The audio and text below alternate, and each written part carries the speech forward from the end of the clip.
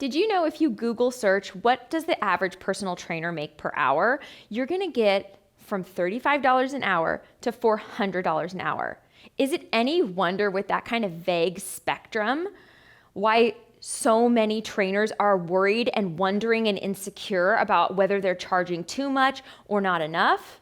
It is so subjective how to price your services in any professional service industry, but in fitness, we have it even worse, in my opinion, because we're led to fitness with the heart to transform lives and to help people. And when you come from that bleeding heart perspective, it makes asking for money feel really uncomfortable and awkward, especially starting out. We also have a lot of imposter syndrome with trainers entering the industry and evolving in the industry. A lot of people feeling like they're not good enough yet. And because of our desire to serve and our deep insecurity that there's always going to be a better trainer than us, we typically as an industry do not ask for what we're worth.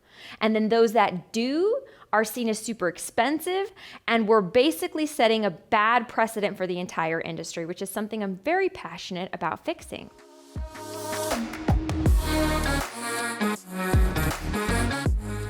Hi, I'm Paden Hughes. I'm one of the owners of Gymnazo. It's a 7-figure fitness facility here in California. And for the past decade, we've been selling personal training, semi-private training, group training, Melt, Bowl, Move, all these different services that we offer, and we have sold over $7 million worth of fitness services. So what I'm about to share with you today comes from that experience, and it's why you should pay attention in this video, because what I'm gonna share with you is not theory, it's not subjective, it's an objective look back on the last decade on what's worked in our business so that you can actually align your pricing strategy with real-time examples that have generated a profitable 7-figure fitness business. In this video, I'm going to share with you the 3 methods you can use to create your one-on-one pricing model.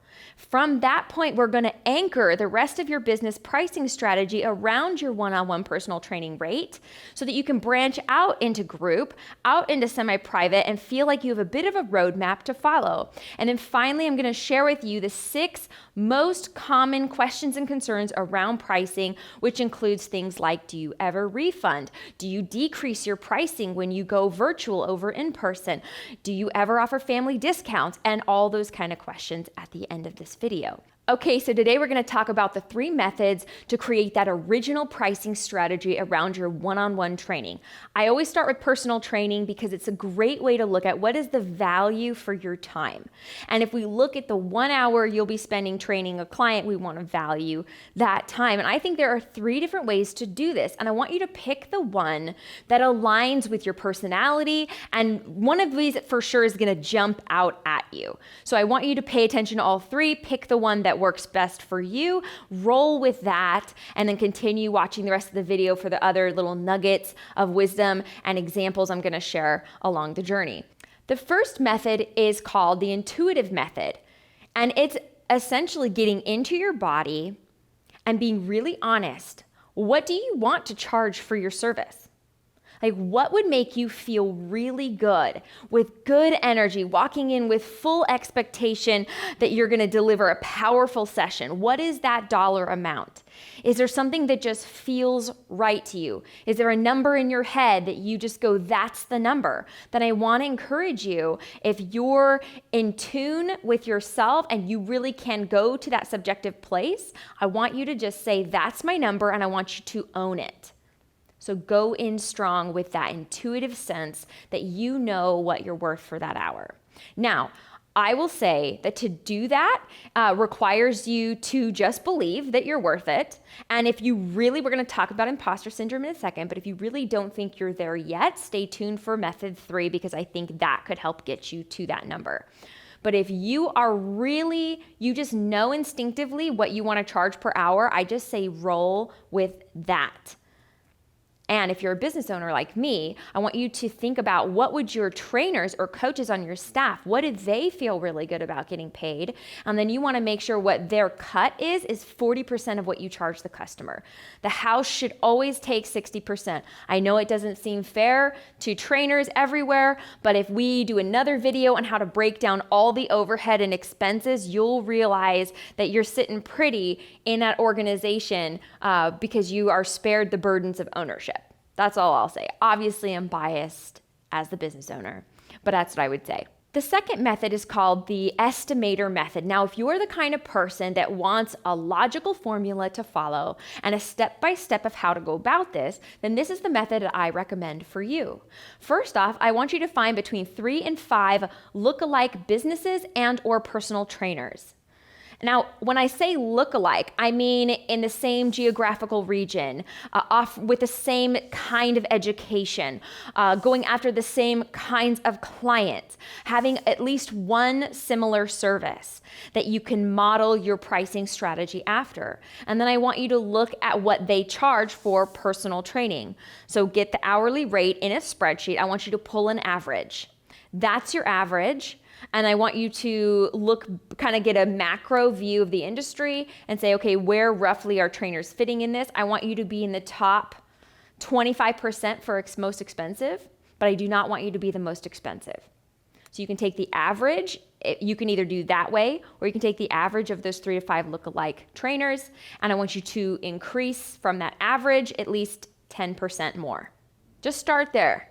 I'm a big believer that you can raise rates, add value, repackage, and kind of give a revamp to your services to help you take care of your business along the way, which allows you to take care of your clients and never be afraid of that. But when you're starting fresh or you're revamping, you want to come in strong.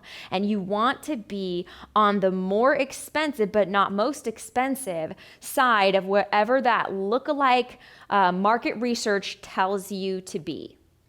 So that's the second method. The third method I call the accelerator method, and this is for somebody in the context of going, I'm starting out or I'm really hungry. And when I say you're really hungry, it means that you literally need dollars in the door to put food on the table. And if that's where you're actually at in your life or your business, this is a different method. Because this method is about getting a foot in the door and building on that success to create greater success. And when I say greater success in the conversation of pricing, I mean off higher ticket, more profitable pricing. But sometimes it's just the case, and we just got out of 2020. It's never been more realistic than now to say sometimes you just got to eat. And when you're in that place, I always say, what is it going to take to get that one person in the door? Great, charge that. Next person in the door, what would it take to get them in the door? And my challenge to you, if you accept this model, is to consciously raise the rates for every single brand new client that comes in the door. And it can be by $5 an hour. It does not need to be huge shifts.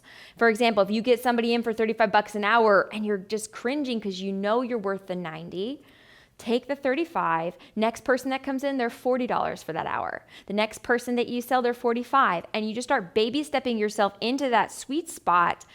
And you can choose to grandfather everybody in who helped you in a time of need. I've certainly done that in our business many, many times. I'm a big believer in loyalty first, so I will grandfather in the people that helped me survive. But I also believe in being in a constant place of evolution in your pricing and always inching that up, especially for new people. Again, this is all predicated on the fact that you're growing as a coach, you're evolving your skills as a coach, you have quality customer care, at least in your peripheral, if not functioning in terms of how you take care of people. So I'm assuming that you're constantly growing and getting better. And I think that's a fair assumption in the industry. So many trainers I know care deeply about getting it right for their clients and kind of live in that blissfully discontent state where they never feel they know enough. So they're constantly reinventing their skill set and evolving. And that's a really good place to be. And you need to have that mindset when we talk about pricing. So I talk about the accelerator method because as much as I want to say, hey, just have a better mindset, believe you're worth it, and go and sell it, sometimes when you're just desperate and hungry, you just need to go and make some sales and build up that confidence. And if that gets the engine going, I say start with that and build from there. So those are my 3 methods. The intuitive method, feel it out, what feels right. If there's a number out there, go and get that number. Just believe in it, roll with it, and see if you can consistently sell that. There's the estimator method, which gets you an actual lookalike audience comparison and pricing yourself into the higher end of the spectrum, but at least then you feel like you have a defensible target that you're going after. And the third is that accelerator method, which might just be for a season, but at a minimum, get you really comfortable with taking in clients where they can, when you need them, and then inching your business up. Some might argue the more comfortable you are with increasing prices and or reinventing your service model, the better business you can build. That's definitely been the case in my case. So I believe all 3 of those methods can work, but I think that trainers can go wrong when they don't pick the right strategy, and so then they never really get that alignment they need to feel confident introducing or reintroducing their services into the marketplace. And 2, I think there's imposter syndrome that shows up. I actually think fitness industry has more imposter syndrome than other industries, possibly because we feel like we have to look like we could be in the front of a magazine at all times, but there's a lot of competition and a lot of noise in the marketplace where we constantly feel like there's a comparison game going on. The way I look at imposter syndrome is there's 2 reasons you're feeling imposter syndrome. One's good and one's a little kick in the pants. The first one is when you're experiencing imposter syndrome, one of my mentors described this to me as imposter syndrome is what happens when you are in transition and evolving to the higher level or the next level in your career or your profession. And there's this kind of uncomfortable moment when you realize what you used to do isn't going to serve you with where you're going to go. That's a sign of growth. Imposter syndrome, I don't know where we learned that imposter syndrome is always bad and it's horrible. We should never experience it in our professional lives. It is absolutely part of you tier stepping into greatness. And at each different transition, there's this bittersweet moment where you're kind of angsty because you have to reach that new threshold. So in that sense, imposter syndrome can be timely.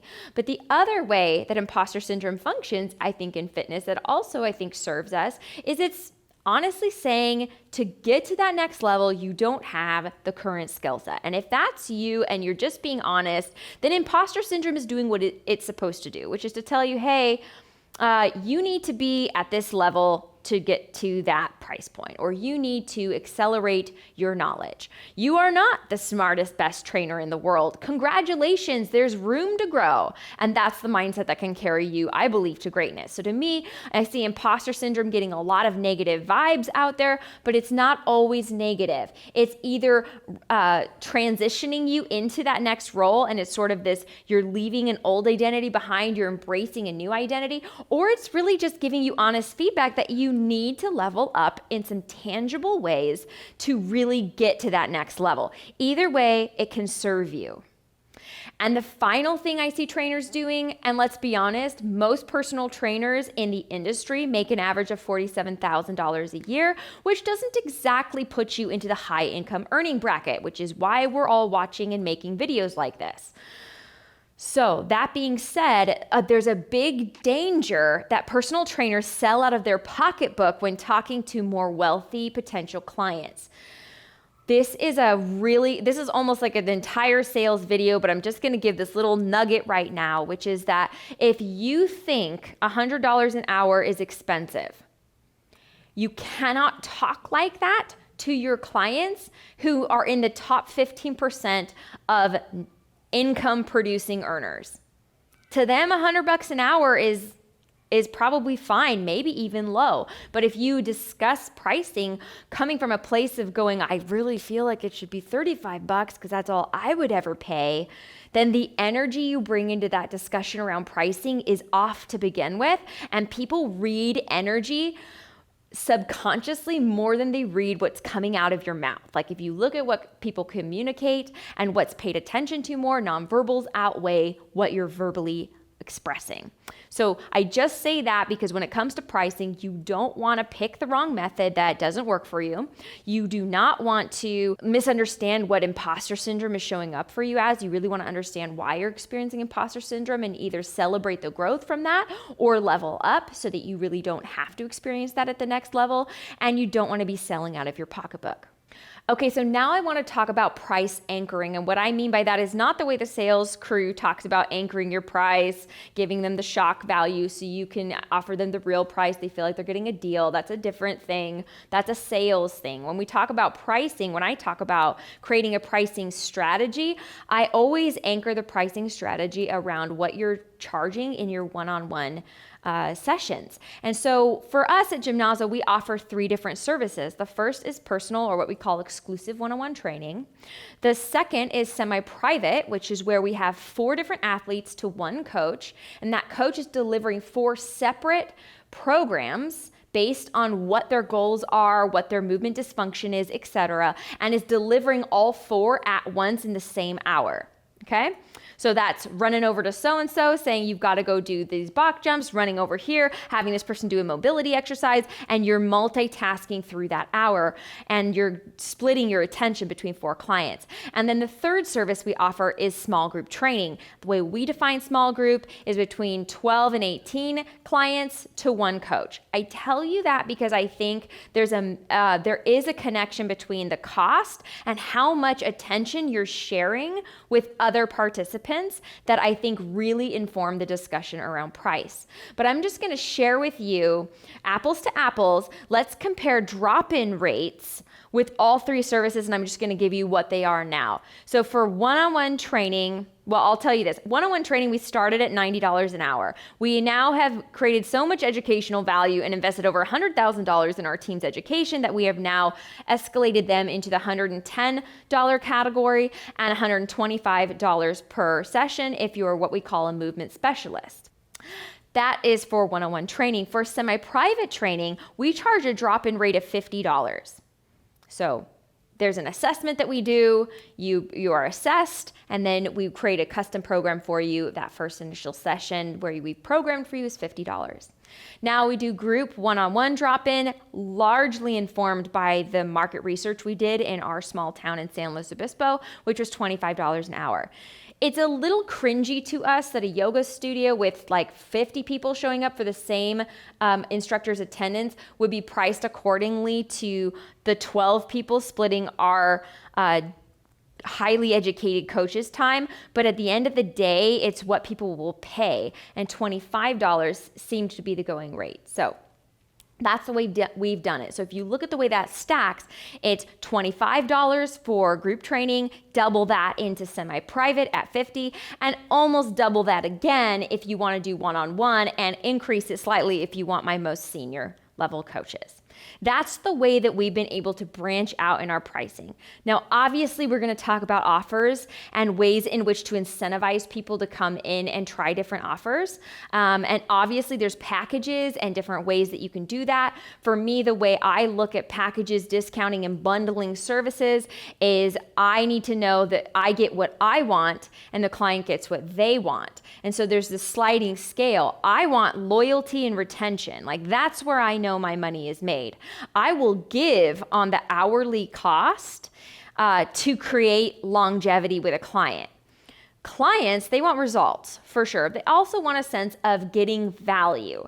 And so all of those things do create this kind of dance between what's fair to you and what somebody will pay for. So don't be scared to dance that dance. I guess that's what I could say is there's a lot of gray area between what is the perfect way of going about pricing and ways that are exact to go about pricing. I'm trying to thread the needle here and give you some actual numbers as well as creating nuance for you, because it's at the end of the day, it's your business. You have to justify your prices, and you want them to be defensible.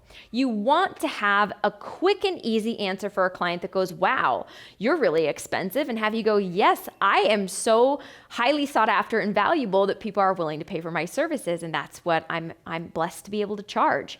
Like whatever your initial reaction question is. You want to have some thoughts around that. Okay, now I want to talk about the 6 most common questions that I get around pricing. Do you have family discounts? Should you ever train someone for free? Do you ever offer deals? Do you offer any seasonal promotions? Do you ever refund? And do you discount online training over in-person training? So those are the 6 questions I get asked a lot, and I want to dive into those each with you here in this video. First, do you offer family discounts? Quick answer, hell no. Second answer, let me explain a little bit more. I believe that when you come in expecting a family discount, it red flags for me that you somehow have a different perception around value and may not be satisfied working out with us. And here's why. For example, I had a father come in who has 5 children and say, I'd like to get personal training for 5 of my children. What discount package can you give me? And we kindly responded saying we don't offer discounts for families. And he said, well, why not? It's really expensive for me to have 5 children, and most places give family discounts. Our response was very polite and simply said, when we do one-on-one training, we offer undivided attention of a senior coach. We program specifically for that child or client's goals, needs, take into consideration any movement dysfunction that they have, and we are motivating, texting, providing additional touch points throughout their journey with us, and that has a market value. We choose not to discount programs because we don't choose to discount the value that you'll be receiving from our services. If you want us to pull back some of that value and offer you less value, I'd be happy to discuss a lower value service with you. So in general, the stance that I take on this is if we're not decreasing the value, then why would we decrease the price? And unfortunately, in a world that discounts all over the place, that's a little bit hard to thread the needle, but at the end of the day, you're worth what you're worth, your team's worth what they're worth, and unless they're doing 2 family members training at once, then per person, it's going to be less expensive for the hour because again, they're splitting the attention of the coach, which means the dollars per hour will diminish. But when you have 2 people paying, let's just say $75 an hour for that coach's session, you're actually making $150 an hour compared to what I originally would have priced at $90. So you're still getting paid more because of the volume of programming. So don't be afraid to stand behind your value. And family discounts is one of those sticky situations where I typically say don't do it. Are there scenarios where I would? Hell yeah. If my kid was starving, if I was gonna go out of business, if 2020 hit me so hard that was my last chance, then yes, because what I want just changed. It's not loyalty, it's dollars. And if that's my motivation right now in this place, I might discount. But I'll do it and know that if that word gets out, from that point on, for the rest of my career, I will be defending my prices for here on out. And if that's a scenario that you can live with, discount away. I typically have not found that a very successful strategy. Second question, should you ever train someone for free? There might be 2 scenarios that I would say yes to. 1, yes, you're learning a brand new skill that you've never tried on a real paying client and you need practice to improve your technique. Then basically you're discounting for them what you would otherwise be charging. The second thing would be if you need a client testimonial and you can't somehow arrive at that client testimonial for a full paying client, which is a separate issue. I might have some judgment around that. But let's just say you're starting out the gate, you need a couple people talking about you, then yeah, you can train them for free. But know this about training for free. When people do not pay for something, it's really easy to forget to show up. If you have any expectation that they're going to foam roll, stretch, or do some basic reps, or when they're not with you, you can throw that out the window. It is very rare that that occurs in a free client. And so you may get less success with a testimonial candidate because they just didn't pay, so they just don't care as much. And this is never more true than with family members. I hate to say it. Most family members, that I've worked with and discounted for, the concept of free is completely missed and taken for granted. So the third question we get asked is, do you ever offer deals, discounts, reduced pricing for your established services? The answer to that is yes, we do, because we have to. We live in a world where shiny object syndrome is a real thing, where people are constantly looking for the next best, coolest idea, and they're jumping around all over the place. Now, I say that those are probably not your ideal clients, but because it's so prolific, it is now an expectation of your ideal clients. So yes, I do think you should have some kind of initial incentive, some kind of discount opportunity that pushes them right over that edge. If they're on that fence for your service, it gives them just that little nudge to do so. But when you talk about offer, which I'll dive a little bit more into here in a second, when you provide offers, you want to create a window so there's urgency. If they don't buy it in the next 14 days, you'll never see it again. You want to also cycle through different offers throughout the year so people don't wait for your January sale every year. Trying to keep it fresh, but also trying to hone the ones that really speak to your audience. So what I will share with you are some specific initial offers that we found the most successful for one-on-one training, for semi-private training, and for group training. Okay, so the price point that was most successful as an initial offer for one-on-one training was buy 10 sessions up front, get the 11th for free. So if you think about that, that's about $1,000, and they're getting $100 off. 10% off, but they're getting a nice package of personal training, and they're committing to themselves that they're gonna stick with it for 11 sessions. That went really well. And we will pull this offer out whenever we wanna bolster personal training sessions, which is not all the time, but it is a decent amount of our services here. The second thing we do for semi-private training, the way that we created a good offer around this is, instead of it being $50 to drop in to our paying members, we would say, hey, if you want more specialized, customized training, we'll go ahead and for up to 10 sessions for this month alone, you can buy a reduced session rate. So instead of being charged $50 to drop in, you can get it for $35. No, we did once try to reduce it to $25, and we did not make enough money on that, so we nixed it. Essentially, when someone's paying the drop-in price for a group, but they're limited to 4, it's just not a good method. Like I said, we have trialed and errored our way through pricing, and I'm trying to spare you from some of those mistakes that we've made. And then for group, the number one offer that we have that has generated the most excitement and yielded the highest retention post-offer is that $99 for a 1 month of unlimited training. Now, there's just something psychological about under $100. I don't know what it is, and maybe when you're watching this video, and let's just say it's 5 years old, it might have shifted, but in the last 10 years, there is magic around $99. And we have tried $125 for this and this and this. We've tried $50. We've tried all these different things, a free week, a free session. We've tried all these things. $99 for 1 month of unlimited access to all training, virtual or in person, or just in person, whatever we could offer at the time. That overwhelmingly did better than any other offer. All right, the fourth question is, what do you offer seasonally? Do you ever offer seasonal packages or promotions? And the answer is yes. In fact, in the last decade, I've noticed that there are 3 peak seasons in fitness, especially in our business. Again, remembering we offer one-on-one, semi-private, and group. And then there is one obvious lull every year that we solve for by creating a seasonal pricing model. The 3 peaks are between April and May, when everybody wants to get fit for their summer vacation they just booked, and they're insecure about their bikinis and being shirtless. Side note, we all know that summer bodies are made in winter, but no one seems to pick up on that until the spring, but that seems to be a big surge. Then we see it again in September and October, which is actually a higher stress time of the year for a lot of our executives, but we see a lot of energy around shedding weight pre-holiday with the expectation to put on weight during the holiday.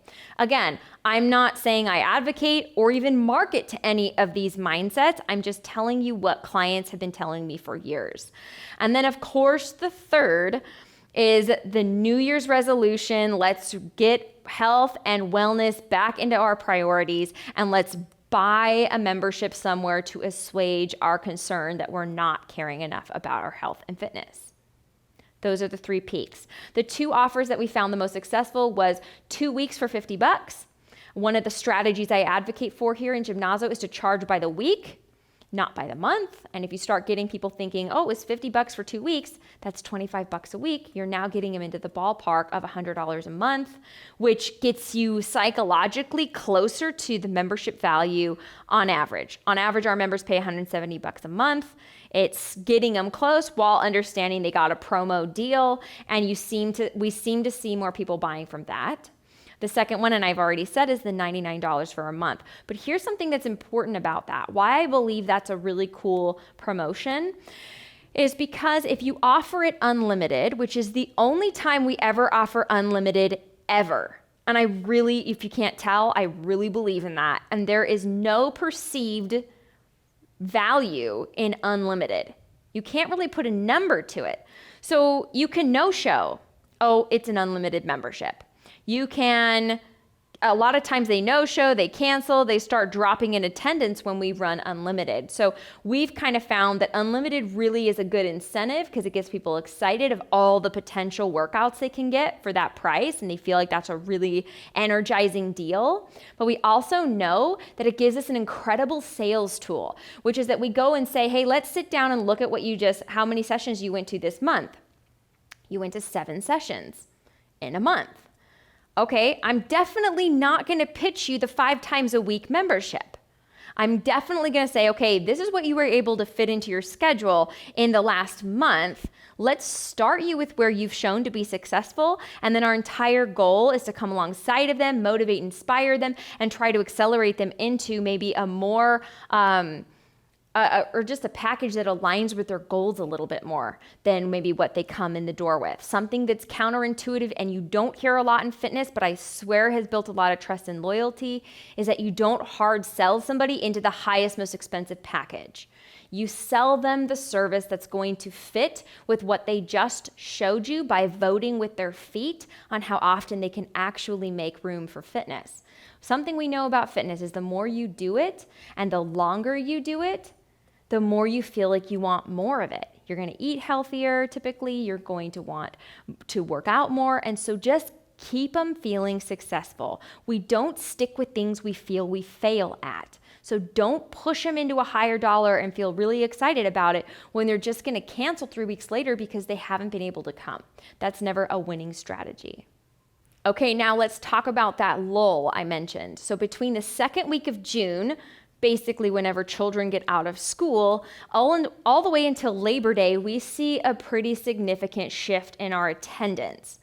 And so what that looks like for us is we place a lot of membership holds, but we also run a promotion to incentivize people that look for kind of summer promos to at least spend those dollars with us. And the way we do it that's been the most successful is to offer $99 of unlimited training for 3 months. So you buy $99 one month, $99 a second month, $99 a third month. And if you come on an average of 3 times per week, which is what our membership averages in attendance, you can win your 4th month for free.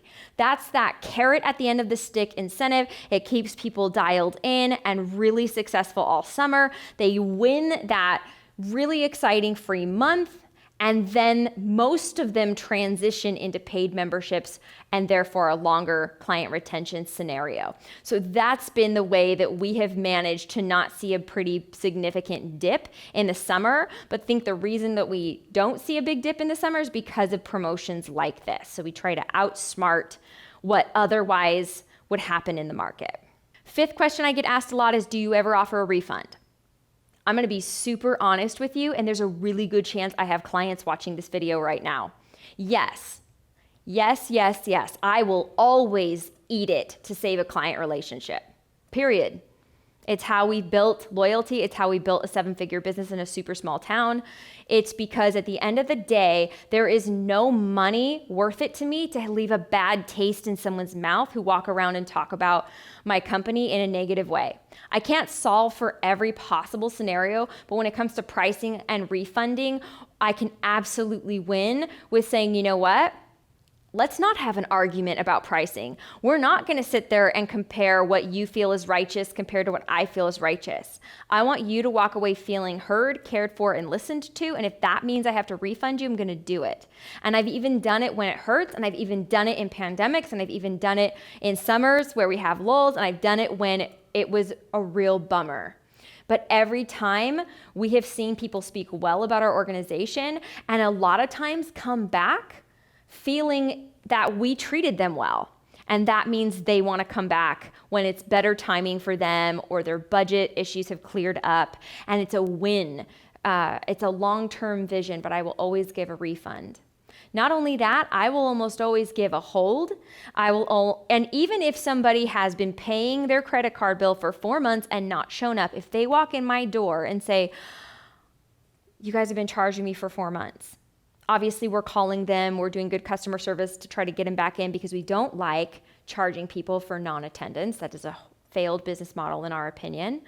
But we will say, okay, you know what? Let's resurrect the value that you've already paid for those sessions and let's get you back in feeling taken care of and excited, not feeling gouged and taken advantage of. So yes, I advocate for refunding because yes, I believe customer service has to be the heart of your organization. And finally, this is the number one question we got asked in 2020 for obvious reasons, when the entire training world either had to shut their doors and hope for the best or pivot online. Many of us pivoted online and it became this whole kerfuffle. Everybody was confused. Do we discount it? Do we offer it for free? A lot of trainers started streaming things online for free, diluting the marketplace further, hoping that people would stay loyal to them. I don't know if it worked. We didn't try that method. We actually did not discount any of our rates except for personal training, and I'm going to explain why in a second. All of our rates stayed intact and we migrated people online. That being said, we cared a lot about production quality. We cared a lot about timers, fresh programming with some equipment that a lot of our members either bought from us or had. We really paid attention to that and trying to figure out sound and music. Those were really, really important. If you're committed to figuring those pieces out and solving for them, I don't see why you would need to discount your rates. If they're getting a good workout, it's more convenient for them, and they're getting your eyeballs on them, offering tweaks, modifications in real time, the value proposition is still really, really strong. So I would not discount your services just for virtual. Now, I did say we did discount for personal training, and here's why. A lot of our personal training, or what we call exclusive training, is about solving movement dysfunction. And a lot of our trainers are massage practitioners and have soft tissue experience, and at times we put hands on clients to help manipulate tissue, to help regenerate different parts of the body as part of the service. We can't do that through a screen. I'll brag on our coaches for a minute. We have resolved back pain and knee pain and all sorts of pain by telling people where to foam roll, where to put the massage gun in an effort to kind of extend our hands through the screen to help them facilitate their own healing and recovery. But we didn't feel good about launching it at full price. So we dropped it actually from $125 and $110 per hour down to $95. Big reduction, but at the end of the day, it's what we felt good about. Looking back, I probably wouldn't have done it, mainly because I know all of our clients would have kept paying us our normal rates. But at the time in 2020, we felt like that was the right thing to do. And at the end of the day, it's your business, it's your services, and it's you who has to defend your pricing strategies. So I hope this video is really helpful for you. If you like this kind of content, please give us a like and subscribe. If you want more information about how you can run a better business, leave a comment below. We definitely keep track of all the comments that we get and use that to prioritize the content that we put out on this channel.